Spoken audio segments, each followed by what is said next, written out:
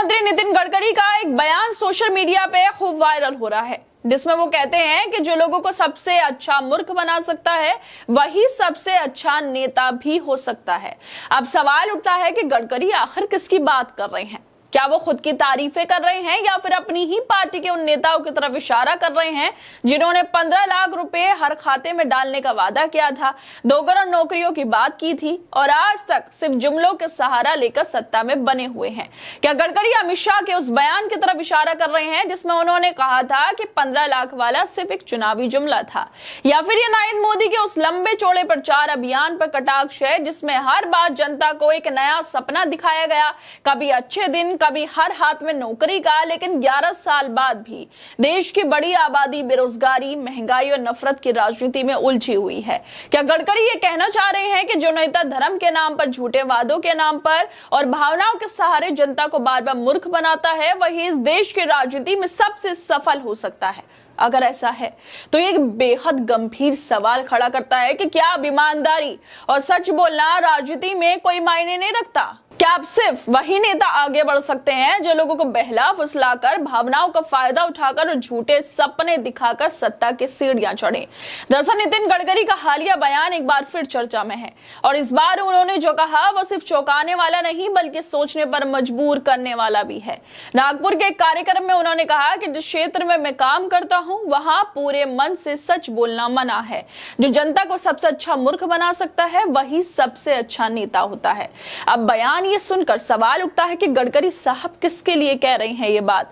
कि किसी खास नेता के लिए तंज है या फिर एक कड़वी सच्चाई जो बरसों से दबाई जा रही थी और अब अनजाने में गडकरी के जुबान पे आ गई? क्या गडकरी साहब खुद की तारीफें कर रहे हैं क्योंकि वो बरसों से वादा कर रहे हैं कि देश में अमेरिका जैसी सड़कें बनेंगी, लेकिन आज भी देश के कई हिस्सों में गड्ढों से बड़े हाईवे और अधूरे पुल नजर आते हैं? क्या पेट्रोल डीजल सस्ता हुआ? क्या आम आदमी को उस विकास का फायदा मिला जिसकी तस्वीरें रोज मीडिया में दिखाई जाती हैं?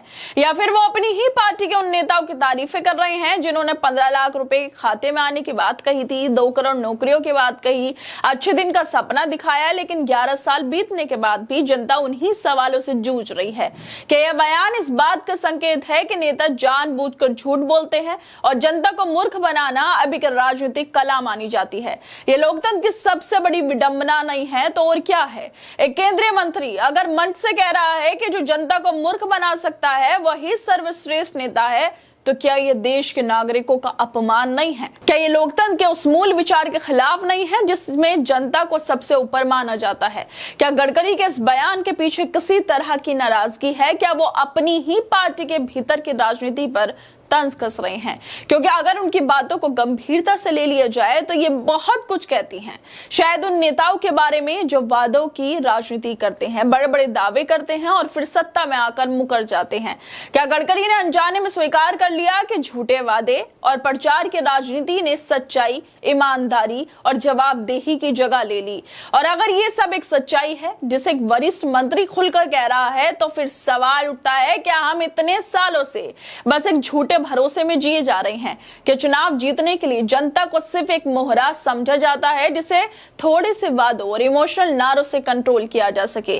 क्या आप सच्चाई की कोई जगह नहीं बची? क्या वाकई देश की जनता 11 सालों से पागल बनती आ रही है?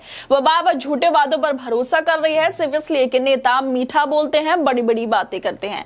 अगर एक मंत्री मंच से कह रहा है कि राजनीति में सच बोलना मना है तो फिर जनता को अब आंखें खोलनी होगी और सोचना होगा कि अगली बार किसे चुने, उस नेता को जो सबसे अच्छा मूर्ख बनाने वाला है या उस इंसान को जो सच्चाई बोलने की हिम्मत रखता है चाहे वो कड़वी ही क्यों ना हो। खैर दोस्तों, आप लोग क्या लगता है इस वीडियो को लेकर? हमें अपनी राय जरूर दें और बाकी तमाम खबरों को देखने के लिए जुड़े रहिए हमारे साथ।